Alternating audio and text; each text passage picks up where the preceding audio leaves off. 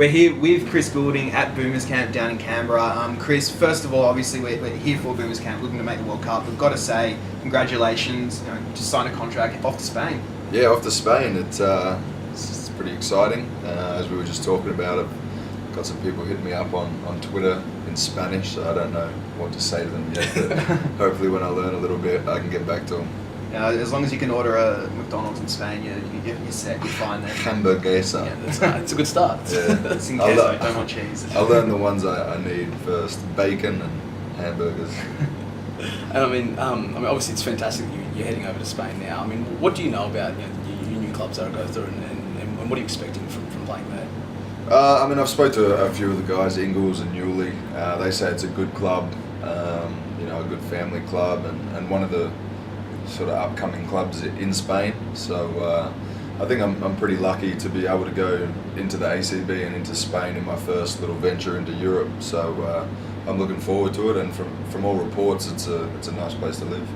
And it's been a massive sort of 24 months or so for you. A guy who's done all your basketball in the NBL, going through from development all the way through to all NBL first team this year, and with going to the Cavs for Summer League a couple of years ago, and then going back again this year with Dallas, spending some time beforehand with Dallas as well. I mean, it's awesome to see where you've gone from a few years ago to where you are now. I mean, what changed in that process there? What did you learn on that through how to become a professional and get to that next level?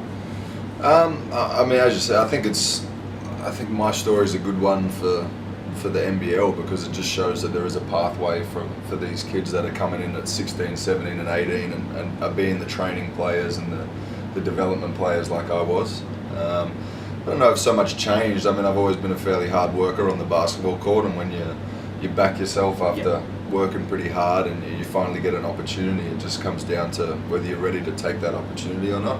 And I think I was pretty lucky in a few things. Some good things happen out of bad situations. When the Gold Coast fell down, I was looking like I didn't have a job, and then within a couple of days I was signed, and I was a starter in Melbourne after playing off the bench for the last 4 or 5 years. So I got lucky a couple of times, and really the main thing is just trying to seize your opportunity when it pops up. And I mean, looking at yourself now, you've obviously made that move through the NBL over to Europe, and obviously with James Ennis, who came over here last year, who's made the move over to the NBA. What do you think that says to the rest of the world about Australian basketball and the NBL in particular, as far as being a legitimate production line for players now? Yeah, well, I mean, you just look at some of the imports that come out here with a high pedigree, and to be quite honest, some of them struggle. They come from big colleges or have played in other respectable leagues around the world, and they struggle against the competition in Australia. Obviously, you got your success stories like Beal and Ennis and Sam Young and the really big time players, but I think it just shows how much of a really good league we have here in Australia, and we don't get that credit. They always talk about the ACBs, the EuroLeague, the NBA, but as far as talent disparity and everything, the NBL is a really tough league. It really is, and I think, as I said, we probably don't get enough credit for how good our league is in Australia. And Summer League this year with Dallas, you're a key piece in that team. I mean, you're a starter for the team. You spent a few months beforehand working out in Dallas. With that before about a month, was it? Yeah, about 6 weeks a month. How was that process being there beforehand for that long period of time, seeing how a professional organisation like that works, and were there any key insights that you learned from that? It was good being there early. That was one of the things. My first run around with Cleveland last year, I just sort of got the call up maybe 2 or 3 days before Summer League started. I was bang on a plane. I didn't train with the team. I couldn't get my clearance in time. So this time around, I wanted to really do it properly. I wanted to get in there early, get familiar with the systems, the coaches, the players that I was going to be playing with, just to give myself the best chance.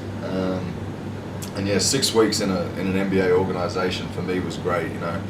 I did a lot of weight sessions, just focusing on a completely different side of my body that I normally would, with the weights trainers in Melbourne, and just cluing into the things that they think are important and the way that they think the game's evolving.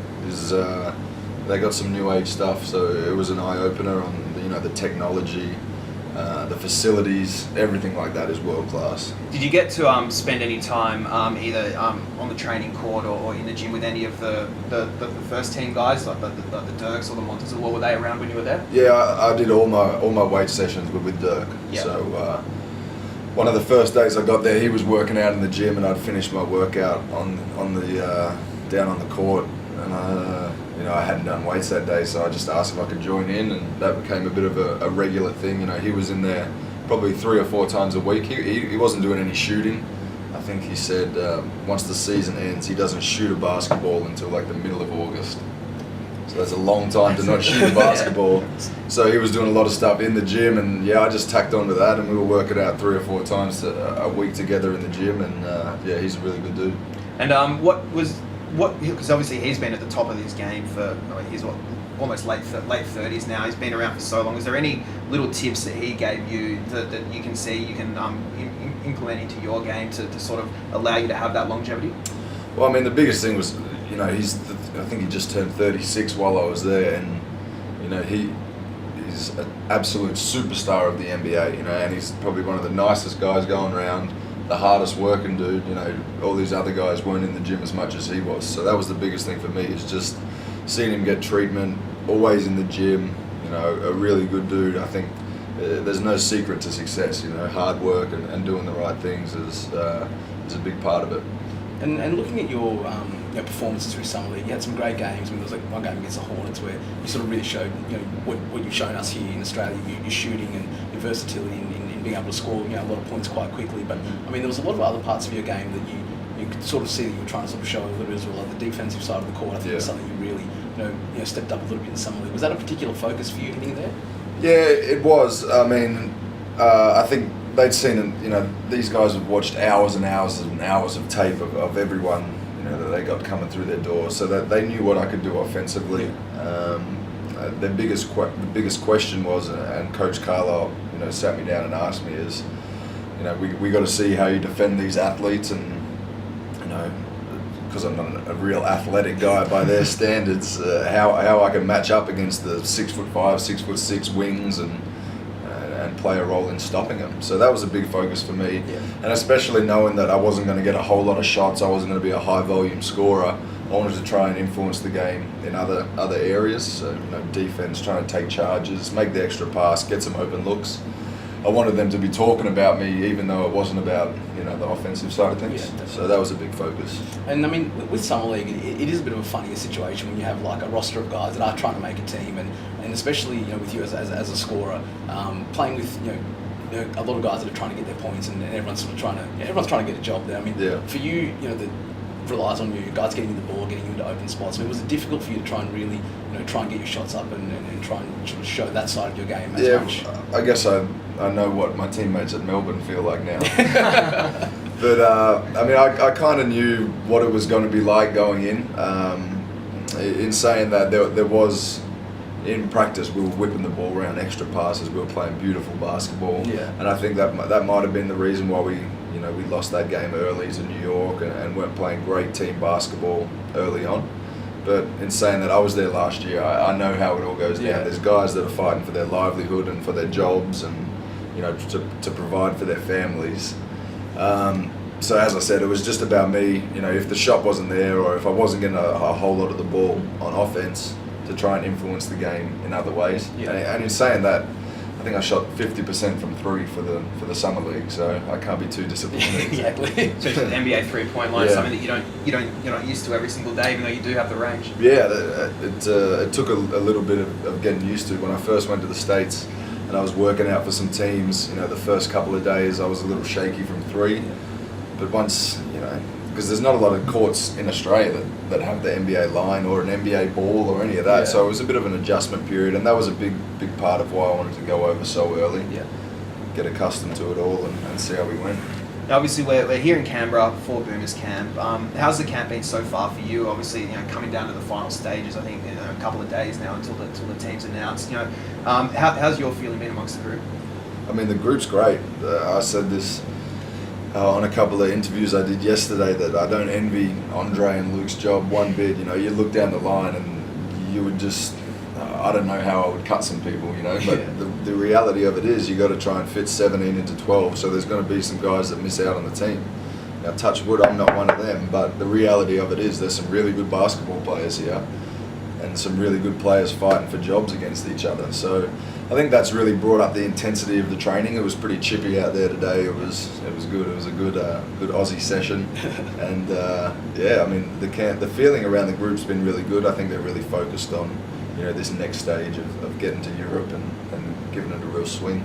And obviously, fingers crossed you do make the trip to Europe. A few pre-tournament games set up there. What are you amongst the group? What are you hoping to do throughout these final in preparation for the World Cup?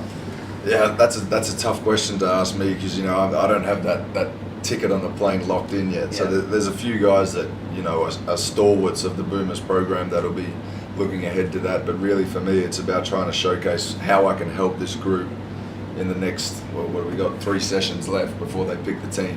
But I mean, heading over to Europe, it'll all be about getting customized to the refereeing, the style of play. The guys will know what it's like, but it'll take a little bit of time to get back into the swing of things of European basketball and international basketball. So I think that'll be the biggest thing. Just try and get some teams against some really respectable competition, and try and get ready for, I think it's Slovenia, the first game. Have you been happy with what you've shown Andre and Luke so far? Yeah, I think so. I've really tried to fit into the team game, not out there shooting fadeaway threes and all that, which As much as I love watching fadeaway threes, it's probably not the best. I love shooting them as well. I'm all for it. Nah, but really trying to fit into the team game and what they've asked of me. So you never know. In a couple of days, that might be fadeaway threes. But yeah, look, trying to take good open shots, get the ball moving. We got a lot of good offensive players: Ingles, Newley, Delhi. Oh God, you can just go down the list. So the more the ball keeps moving, keeping the defense guessing, making these really experienced guys make good offensive basketball decisions, I think the better off we're going to be.